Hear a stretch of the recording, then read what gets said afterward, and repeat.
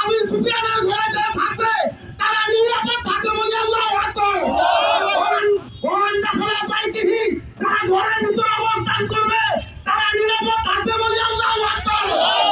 কিন্তু একজন কাফের, ইবনে খতর নামে একজন কাফের আল্লাহর রাসূলকে নিয়ে কবিতা লিখতে চাইছে, লিখতো। সাহাবায়ে কেরাম বলেন ওই সময় ইবনে খতর কাবা বাইতুল্লাহ চাদর নিয়েছিল, সাহাবায়ে কেরাম ফাকতুহু, তাকে কতল করে দিয়েছিল। বলি আল্লাহু আকবার। আমাদের সঙ্গে চিন্তা এসেছে এই কুলাঙ্গার নাকি পৃথিবীর দখলে আছে।